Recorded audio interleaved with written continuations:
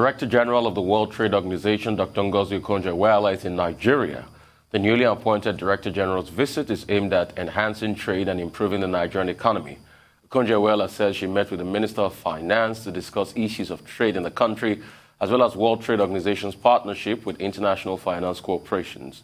Dr. Okonjo-Iweala will be meeting with the Central Bank Governor, Godwin Emefiele, as WTO members complain of the country's multiple exchange rates.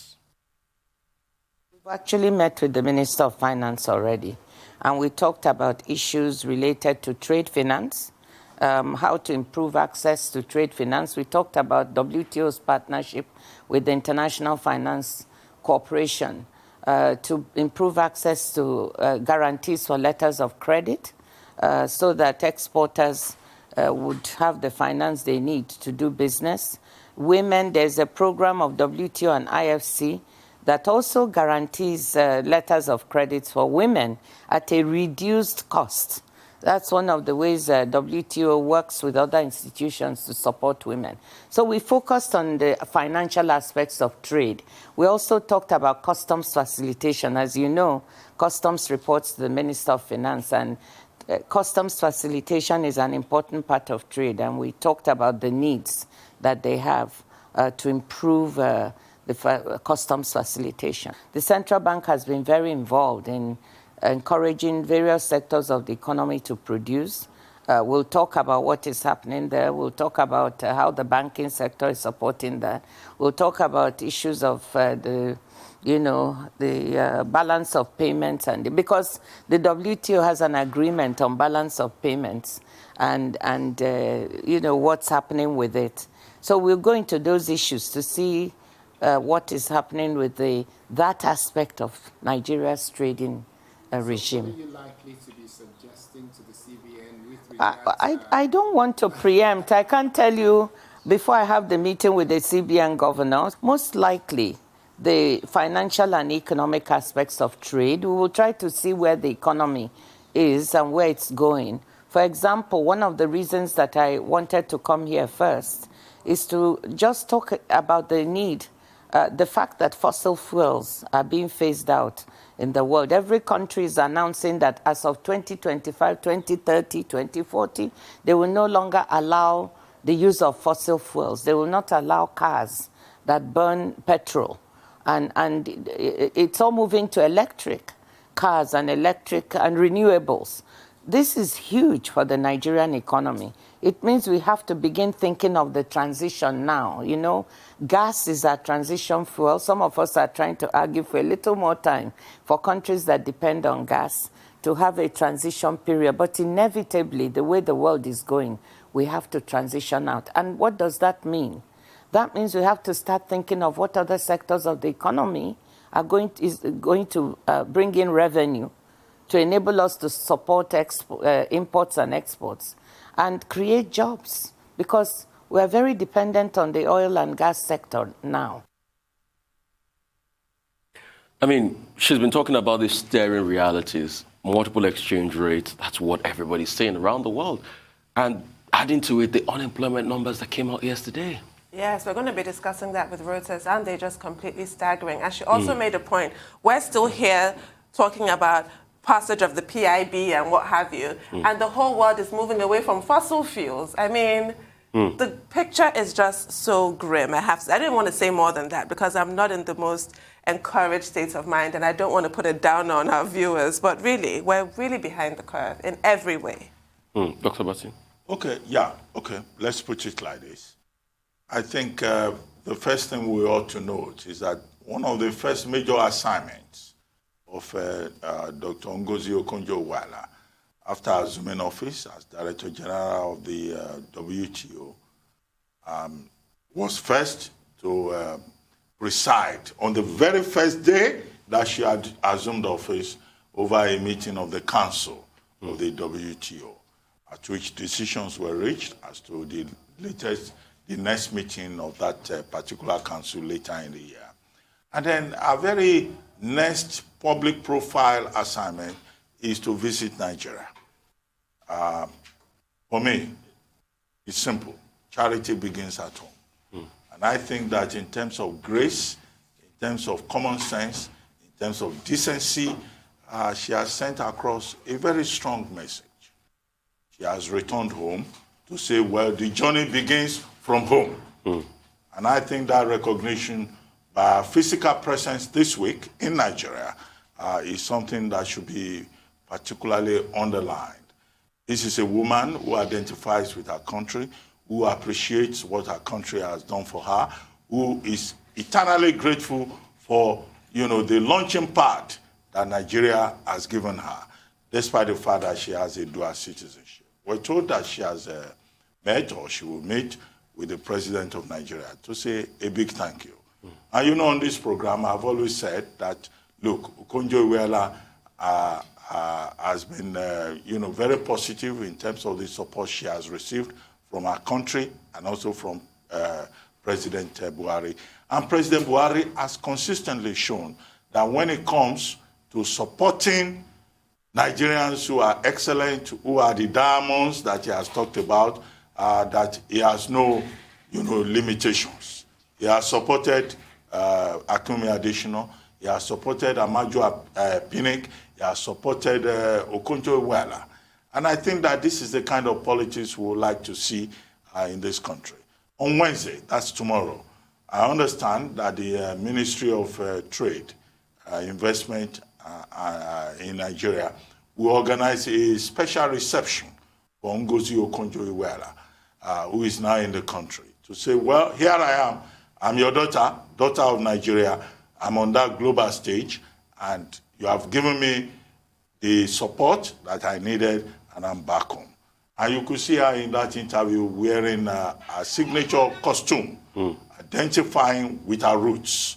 That is important in terms of the analysis that we do with regard to, politics, and how Nigerians play internationally. Now, the other part of it is the subtext, or if you like, the main text, what she has said about Nigeria and trade. Now, in the course of that conversation, she talked about supporting Nigeria. That's interesting, because when she before she assumed that office, there were persons who were saying that, look, our presence, our election, the confirmation of our emergence has implications for Africa. And now she's saying that, look, she's interested in what Africa can learn.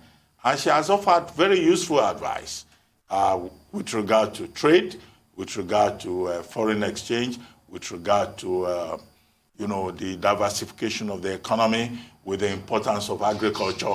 It's familiar territory for her. These are things she has said in the past. But I hope that government will not see this as just our daughter who is doing well internationally, who has, as I'm told, met President Buhari to say, thank you, President, here I am. Your daughter is out there to defend the world, 164 countries. So it's a beautiful beginning for her coming home. And the president must, I assume, must have been very happy to see another Nigerian that he supported doing very well and hitting the ground. All right, Nigerians always shine like very, very wonderful diamonds in the sky. We'll take a short break now. When we return, we'll have Rhodes Sodiri, Michael Wilson, and Omoro, Aaron Akuriel to give us updates on Africa global business, COVID-19 sporting activities. Stay with us. We'll be right back.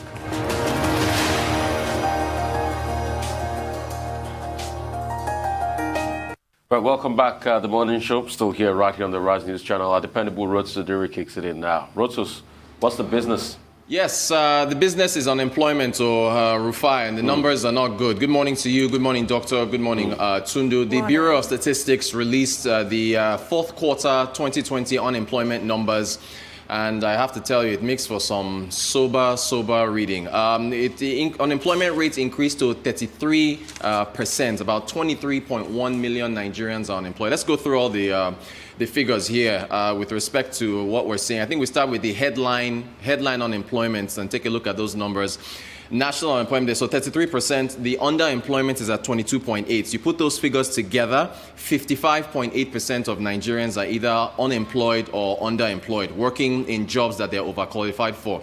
The working age population has increased by 4.3% from Q2 2022, 122 million. Labor force, that arrow actually should be heading downwards. So sorry, that shouldn't be going up. But 69.6 million as far as our labor force is actually declined by 13%. So we have a labor force that is actually shrinking. We move on to the next set of figures and break it down further. Rural unemployment 34.5 in the rural areas, underemployment 26.9. Total, that's about 61.4% total unemployment, underemployment in the rural areas. For the urban areas, the total is 47.5% when you add the unemployment and underemployed. So that's for the cities. Then you look at the really ugly number of all of them, youth unemployment. Let's take a look at those figures for youth unemployment. Youth unemployment is increased to 42.5%, ages from 15 to 34, from Q2, which was at 34.9. Underemployment 21.6. You put that together, and 64.1% of Nigeria's youth are either have no work or are working in jobs where they are overqualified for. I met a first-class graduate of mechanical engineering over the weekend. He hasn't been able to find a job in Lord knows how long. Let's look at gender. Male unemployment, I believe, is at 31.8%. Underemployment 21.8. You put that together, 53.6% of Nigerian males either have no job or are working in jobs they're overqualified for. For women, 35.2% unemployment, 24.2 underemployment. So that gives you 49.4. And I think we go further to the states. With respect to the states, highest unemployment, Imo State, 56.6% in Imo State unemployment. Adamawa was second at 54.8. Cross River, 53.6. The states with the lowest, I think it was Osun State. If you look at the lowest unemployment figures, Osun State, 11.6. Benue, 11.9. Zamfara. But here's something very interesting. Keep an eye on Benue and Zamfara. They have the lowest unemployment, but let's look at underemployment. They have the highest. Benue at 43.5. Zamfara 41.7, Jigawa 41.2. So while Benue and Zamfara have the lowest unemployment, they are the two states that have the highest number of Nigerians that are working in jobs that they are overqualified for. On a more positive note, let's look at the UK music industry just to lighten things up here. So they were giving a tribute to UK artists that were nominated at the Grammys. They talked about Coldplay, I think Harry Styles and Gida Lupa or so. And if you look at that, they're able to quantify the amount of revenue that they are getting. So £2.9 billion in 2019 from UK artists that were contributed directly to the economy. So they're actually able to quantify this in, so 5.8 billion in 2019, up 11%.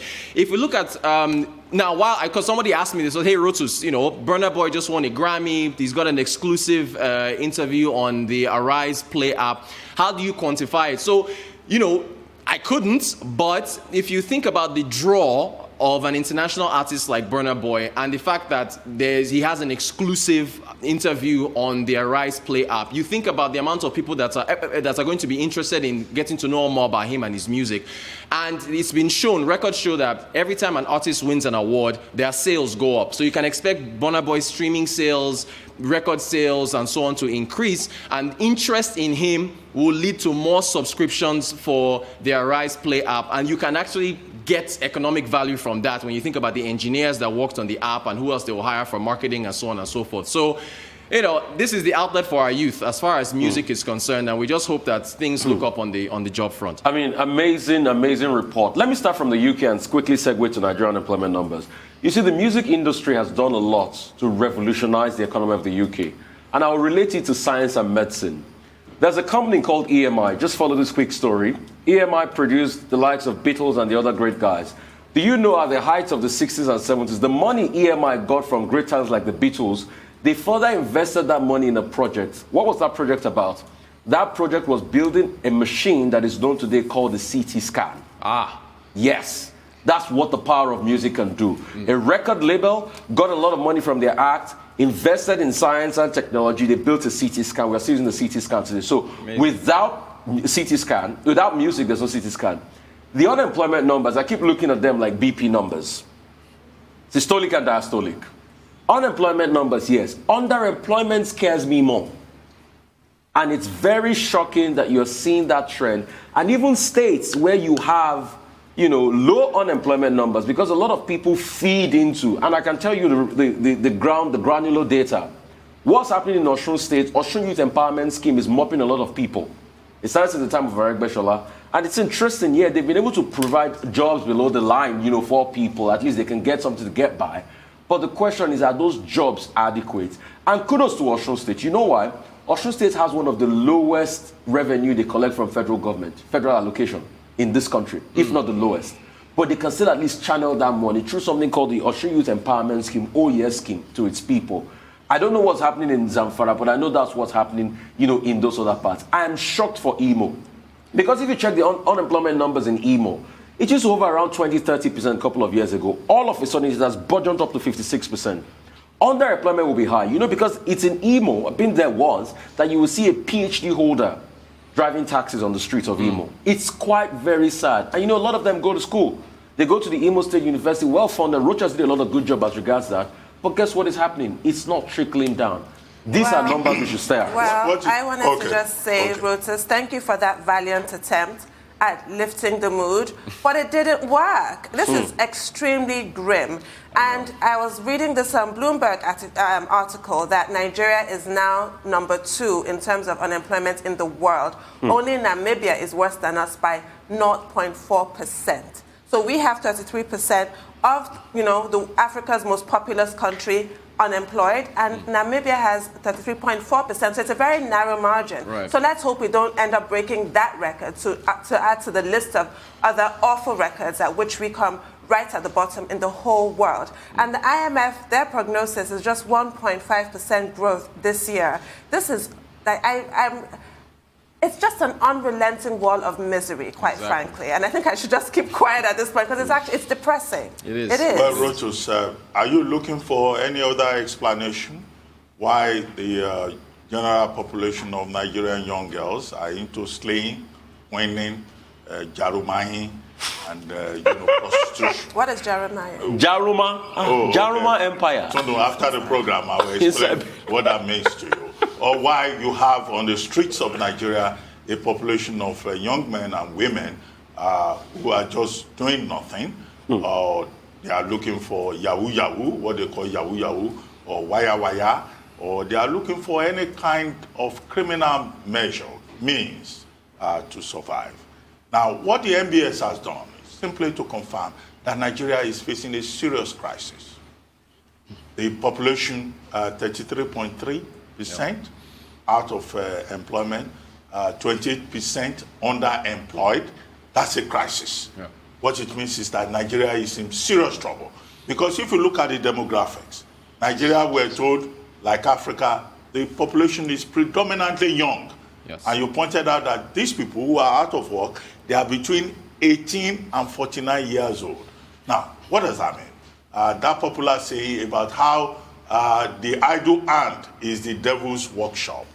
No, the statistics that we've been provided with just explains the crisis of violence, the crisis of terrorism, banditry, kidnapping that we have in Nigeria.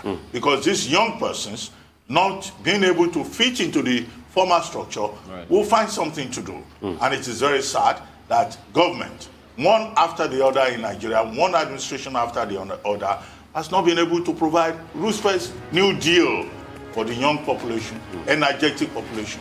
These same people we say are diamonds, to be able to make a contribution to Nigeria. The big problem that Nigeria faces is the crisis of unemployment. Indeed. Dr. Bati, 100 marks for you for that, honestly. Couldn't have said it better. All right, thank you so much for your time, Rotus. We'll move on to Business Update. Michael Wilson joins us now for more after the break.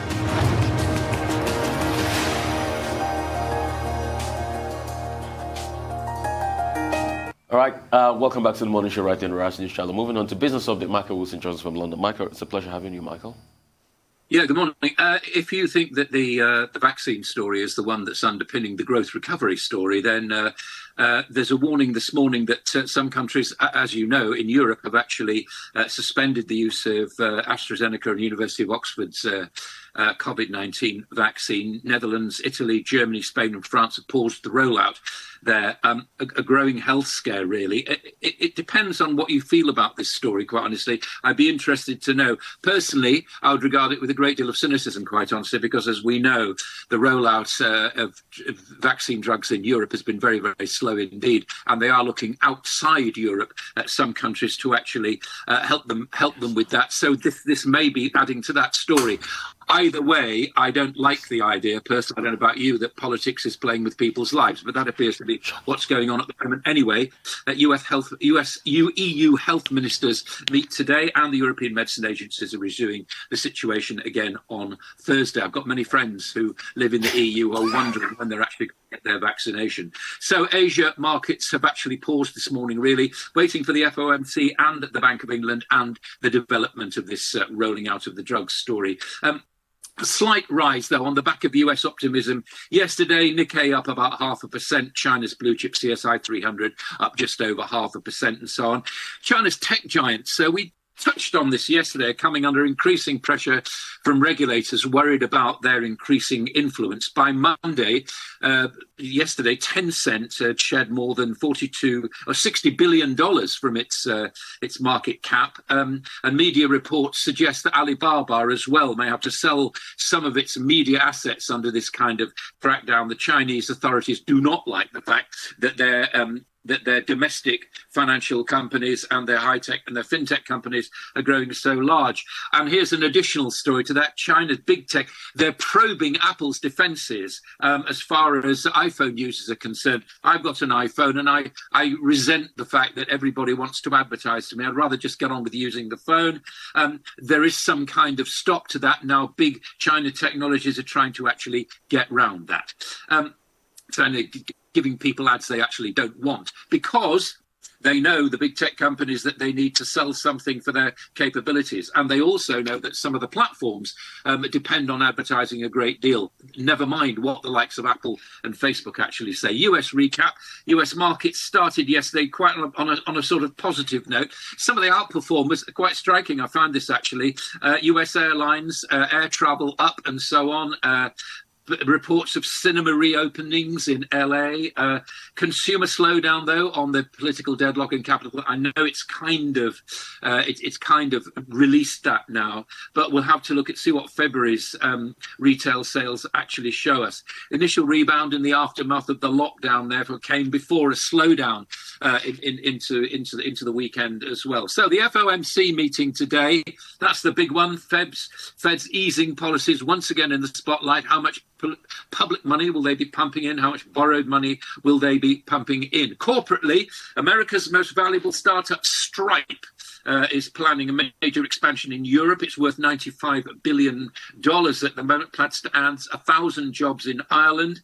Launched in the US by two Irish brothers in 2011. It processes payments for the likes of Amazon, Waitrose, and so on. Has dual headquarters in Dublin and in Europe as well, and in the United and in San Francisco. It's actually doing quite well. Facebook, here's another one, has agreed to pay for Rupert Murdoch's News Corp in Australia for using its news. You remember that the News Corp actually clinched a global deal with Google as well. So these aggregators of news are now having to pay for actually putting this news on their websites as well, which will please a lot of news providers around the world. UK, world's third largest destination for high-tech companies. Have you ever heard of Tough Like Genesis? No, me no. Starling Bank, yes. Zego, no. But anyway, that's good. That feels as though there's some kind of attraction coming towards the UK. US markets positive, contributing towards the positive look again. Commodity stocks not doing so well. But again, I would caution you on that rollout of the vaccine pause story. Suspensions have come despite the fact that the World Health Organization has said that it can actually go. So there we are. UK doorstep lender, Provident Financial. That's going payday loans and the rest of it. They are actually very worried that this will give a rise to loan sharks at the moment because people actually want to get receive money before they actually get paid and so on because they don't have a lot of stuff. As far as the UK inflation basket is concerned, I've got hand sanitizer, dumbbells, loungewear also coming into that. A national review by the Office for National Statistics added smart watches and electric cars. White chocolate and sandwiches bought out have now gone, have now left that. So that's an interesting addition to how we calculate our own inflation. Two little things on commodities. Gold, small rebound yesterday, and oil started out on a positive note because those big statistics yesterday from China have boosted the story of a global recovery. But we wait to see. I still think we'll be returning to that vaccine rollout story in Europe. Not quite sure which way it's going to go, but it's not what it appears. There's a lot more going on under the surface. I'm convinced of that. That's the global view. Well, quickly, Michael, a set of issues on which I will need you to help us get a proper handle of it. The first one is the foreign policy review that the UK is set to release today, a 100-page document, in which some of the newspapers this morning have told us that one of the key issues is the United Kingdom declaring China as a major threat to Britain's prosperity. How? That's the question. And how Russia is a major threat to the security of the United Kingdom. Maybe that we can understand, but how is China a threat to UK prosperity, despite the fact that the same document, the papers in their leakage are saying would like to engage China at the level of trade more constructively. Now, Andrew Bailey was on BBC yesterday. That's the governor of the Bank of England. And he was also saying that, well, it looks like the United Kingdom will return to pre-COVID 2019 prosperity, and that COVID vaccine and the deployment of it has been very huge in terms of impact. How huge is that impact? And finally, Australia, which you refer to, with regard to Facebook. Now, who is saving face here? The Australians have now finally passed the law, what they call the new media law, legislation. Now, who is saving face? Is it Facebook or is it the Australian government? Right, first of all, what would you like me to take first? Shall we do China first? I think that China is a threat. It's an economic threat, and they intend to dominate the world. There's no question about that. There are ways around this. Of course, they do have their own weaknesses. We touched on them yesterday. They've got demographic weaknesses. They also have launched an assault on tech companies, on fintech companies, which are growing too big. So I'm not sure that they are actually projecting the right kind of image to the rest of the world. One of the ways to engage that kind of thing, again, I'm no global politician, but I would say that I quite like the idea of trade. I like saying to people, if you want to make things that you want to export, then that's fine. And we will do that for you, and vice versa. You have some kind of agreements there. One thing that China will do well, its consumption of coal is increasing hugely. It's decreasing in this country because we're heading towards this green target by 2030. China is not committed to that at the moment, and I suspect that therefore the threat from them will come because they will be continuing to manufacture cheaper goods that people will buy, unless they buy into the whole green thing, which is going to cost everybody a lot of money. As far as Russia's concerned, it's not so much the diplomacy there. I'm not a diplomatic correspondent, but what I can tell you is that what people are worried about here is cybersecurity. Everything's under attack as far as cybersecurity is concerned, and Russia and China are very, very good in that. Make no mistake, that's where the new battleground will be. As far as Facebook and Australia is concerned, quite right that Facebook is actually paying for news it carries on its website.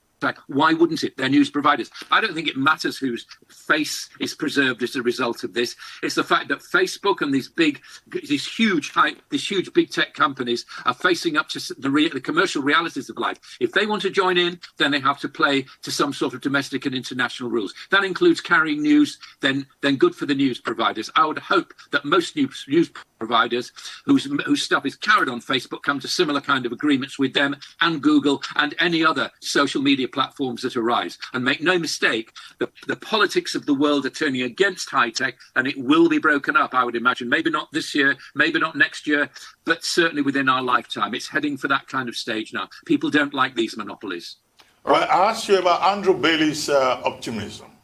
He's saying that the gains from the COVID vaccine is huge. How huge? And how does that help the recovery of the United Kingdom? I mean, he has often said, hasn't he, that by 2022 we should be back to pre-pandemic numbers. It may happen, it may not happen. I really don't know. Nobody knows. That's the question. I mean, we don't know what's happening to is there spent up money in the economy, saved up money in the economy, pent up money waiting to be spent? Maybe there is. Certainly, we've seen a huge surge in things like, I was doing an item earlier this morning about barbecue equipment and garden furniture rising before the summer happens. So people are going out to shop. People are actually going to shopping centres. And so that from that point of view, there may be a retail recovery. We were talking yesterday about maybe an increase in vaccination passports to get people flying internationally again. If all these things get into shape, and by goodness, people do want this to get back into shape here. We're fed up of the restrictions. We're fed up of the contrasting advice offered by government and so on. It may be there's a fourth wave of the pandemic. Who knows? Maybe we have to learn to live with it. It's quite a good idea for a central banker to be giving those kind of messages. We treat them with caution. We don't know. We'll be living through it, won't we? Anyway, central bank has a dealer in hope, so it's been hopeful. But real quickly, the collusion cause going on between the UK and the EU is something about trade. I mean, you would like to speak further about that. And what's the future of these new payment companies? Stripe, like you talked about this morning, Stripe has got tentacles in Nigeria. In fact, Stripe invested in a Nigeria company recently called Paystack, $200 million US. They're expanding across Africa. So what's the future of, this emerging startups like Stripe and Deliveroo? What do you think the future of payment will be pretty much? And the fight EU is having with the UK as regards trade now? I don't know about the fight that the UK is having with the EU, but I can tell you about Stripe. And Stripe is, yes, it's getting into that transactional landscape, which retail banks are actually getting away from because it's too expensive for them. So I would bank Stripe to go with any rising economy. It's established. It's the biggest startup in the United States. It's got feelers into everywhere at the moment. Yes, I would imagine it's going to be relatively successful. I can't offer investment advice, but I think that, looking at the space and looking at the occupation of it, good for them.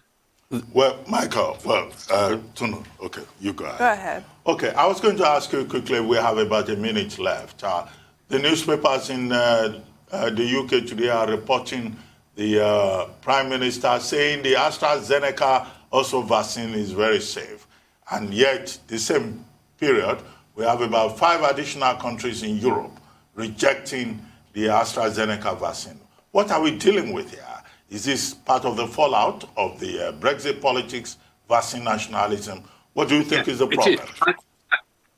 I don't think it's a problem. If you look at actually the blood clot cases, the World Health Organization is actually saying, in terms of a balance, it's safer to use it than not to use. Yeah, I think there's a lot of politics going on here. I think a lot of countries within the EU are fed up with the EU's intransigence and slow rollout and are going their own individual ways, maybe to Russia, maybe to China, to get vaccines as well, because people want the vaccine. That is the bottom line of everything. It doesn't matter what you think about the rest of the world. It's about vaccine. It's about recovery. As soon as that happens, people want it. People see the progress being made in some countries and they want it for themselves. So I think there's a lot of politics going on here. And I think the EU is playing a very, very dangerous game indeed. And our Prime Minister, what else can the Prime Minister of the UK say? We're priding ourselves on the quick rollout of the vaccine here. He's not going to say, oh, and by the way, I think it's actually quite dangerous. Of course he's not going to say that. No, I feel as though we are heading towards, but the story will continue.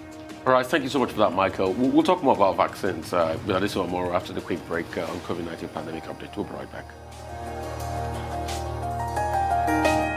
Right, welcome back. For updates on COVID-19 pandemic, Adeso Moro joins us right now. Adeso, great to have you. Morning. Thank you very much. Good morning, Rufai. Good morning, Dr. Abati, and good morning, Tundu. Good morning. Good morning, Adesua. Good morning. So the WHO says there's actually been an 11% increase in infections globally in the past week. It says this is raising concern that measures to halt the pandemic spread may be breaking down just as vaccine distribution is picking up across the globe. So 11% increase in COVID-19 cases is what we're seeing. Meanwhile, here in Nigeria, there's been a steady decline in number of new infections. No particular reason can be attributed to the numbers we're seeing in Nigeria, but health authorities say it's a 7-week decline despite the testing levels. Now, the chairman at the PTF at the weekly briefing yesterday expressed confidence about Nigeria beating the virus and returning to some semblance of normal soon if the numbers remain on this downward trajectory and the vaccination picks up. However, he warns of a possible third wave because we are not out of the woods yet. Also, at the weekly briefing, we were told over 8,000 Nigerians have now been vaccinated so far in the first phase, prioritizing frontline health workers and strategic leaders. And no serious adverse effects have been reported. This is coming in the wake of growing number of countries halting AstraZeneca vaccine. Now, the federal government in Nigeria is again allaying the fears of Nigerians that no safety and efficacy standards have been compromised in this vaccination. Nigeria did not receive the purported faulty batch, ABV 5300, which was shipped to 17 EU countries. Dr. Faiza Shuaib is also asking Nigerians to report vaccine reactions to health facility where they got their jab, or to download what he called a med safety app, which can be found on the Google or the Apple Play Store. He also says that the government is leaving nothing to chance. NAFDAC is going to be monitoring these reactions. And he says there's an increased enthusiasm in taking vaccine in Nigeria. Contrary to what we're seeing on social media, he says the only challenge his agency is facing at the moment is that more people who are not qualified in the first phase are asking and eager to be vaccinated. He's telling them to wait their turn. It will get to them when it's their turn, actually. On the aviation front, the Minister of Aviation denied allegations on continued closure of some of the airports in the country for sinister reasons. He also spoke on the Emirates flights being banned into Nigeria just as KLM resumed flights. From those information, we're now told yesterday, we can confirm to you that all states in Nigeria have received their vaccine consignment from the federal government. Now, all states except Kogi State, according to the NPHCDA boss. This is because its cold chain storage is undergoing repairs, that's Kogi State, following vandalization during the NSAS protest. You would recall that Kogi State had its fair share of palliative looting and destruction after the NSAS protest. So that's it for Nigeria. We do not have the figures for Rivers and Yobe, and Kogi, of course, hasn't received anything. Away from Nigeria, yesterday there was a flurry of suspensions on the Oxford AstraZeneca vaccine. Cyprus, Germany, Italy, France, Spain became the latest nations to halt the rollout. There are now more than a dozen countries, mostly in Europe, that have suspended the vaccine. It must be said that most of these countries have hit the pause button as a precautionary measure in response to a very small number of people across Europe suffering blood clots. I heard you speak to Michael a moment ago about this. Most of them are also expected to exit that list today, including Thailand. France also said it will exit the list once the EMA, which is the bloc's medical regulatory agency, issues a recommendation on the vaccine usage today. As of March, there were only 30 reports of blood clots among almost 5 million people across Europe, and that's the data from the EMA. Finally, this morning in the latest reaction, actually, before we go to the final story, the WHO also had something to say about this yesterday. It says it's extremely concerned that there's a bit of bandwagon effect we are seeing here, that countries are pausing their vaccinations, waiting to see what happens. In fact, when people are actually dying from COVID every day, especially in Europe, the UN Health Agency's top scientists also reiterated that there have been no documented deaths linked to COVID-19 vaccines. And then finally, this morning, Moderna has revealed it has dosed the first participant in an early-stage study of a new COVID-19 vaccine candidate that can be stored and shipped in refrigerators instead of freezers. Now, this could also be used as a booster shot. Well, that's good to know. Thank you, Adesua. And I'm really glad, obviously, I don't want to look a gift horse in the mouth, that we've had our lowest daily infection so far, but I wanted to go further and really interrogate why. Because you have in Italy schools closing again. You have a fifth spike being discussed in Hong Kong. What miracle is behind Nigeria's sudden decrease in rates? I mean, we're thankful for it, but is it a case of underreporting? Because so far, our vaccine rollout has been quite limited. Only 8,000 cases, only 8,000 vaccines have been administered. Why is our caseload decreasing? Is it really decreasing, or does it just appear to be? I think the authorities would like to leave it as a miracle. Yesterday, no specific reason was given. I don't believe in miracles. Not anymore, not in this context. And because they said the testing levels have not changed. So we are testing at the same rate, but we are getting lower infection numbers. I'm not sure if I'm fully convinced by that. And yes, WHO's intervention with this sort of mass suspension of the AstraZeneca vaccine is useful if you actually still trust in WHO, which is the problem with credibility. We need to be able to fully trust WHO at this point. We're all thankful to note that 8,000 vaccines in, we have not had those adverse reactions in Nigeria. So that does give credence to this theory that it's a particular batch, and thankfully not a batch that came here in Nigeria. But this is the problem with the way WHO squandered their credibility in the early days of this pandemic, seeming to kowtow to China. I'm always going to, have an asterisk next to anything that they say, unfortunately. Well, I think that the Presidential Task Force deserves commendation for the effort that they continue to make to give us an update on the situation with COVID-19 and the inoculation process in Nigeria. But the thing to note, which we pointed out yesterday, with regard to AstraZeneca vaccine, which is causing a lot of concern around the world, they probably need to do a lot more in terms of checking the data, in terms of monitoring the side effects. Now, it's not only Nigeria that is saying, yes, the vaccine is safe. Even the UK is saying that the vaccine is safe. The MHRA, that's the monitoring agency for health and vaccines and regulatory health in the United Kingdom, is saying that the vaccine is safe. But that is not enough, because with regard to the UK, we may be dealing with a case of vaccine nationalism, Oxford AstraZeneca. And you know that that AstraZeneca vaccine was the subject of politics between the UK and the EU. Yes. So the UK agency, regulatory agency, may just be saying that to serve a purpose. Now the EMA, which is the European Medical Agency, is going to give its final verdict on March 18, we're told. So all of us should mark that date. What would the EMA say with regard to bleeding, clotting, and thrombosis, which have been identified as side effects in Europe? Look at Cyprus. Cyprus decided to halt its own rollout, its own inoculation program. Not because anybody has died in Cyprus or anybody has reported side effect. Cyprus is taking a precautionary measure. Now, shouldn't Nigeria also be more vigilant?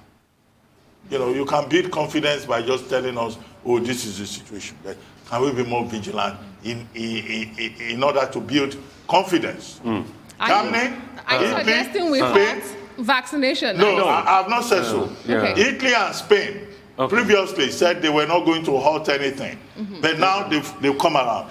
Is there something that they know that we do not know? We just need to focus on that public health safety ideal. And this is why I wanted to say something, but maybe I'll probably say it tomorrow about how NAFDAC and the vaccine, those that are vaccinated, you should be able to track the process. There should be a robust system to track the process, but we'll say all this tomorrow.